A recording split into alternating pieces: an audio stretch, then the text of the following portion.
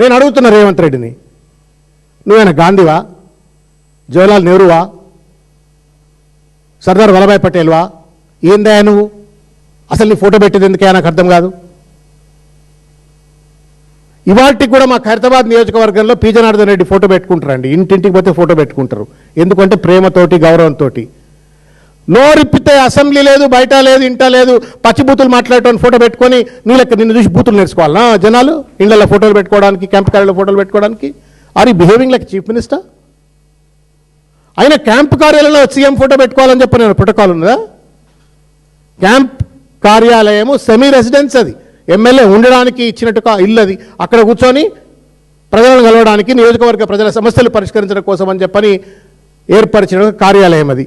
దాంట్లో నా ఫోటో పెట్టలేదు, సిగ్గుండాల మాట్లాడటానికి.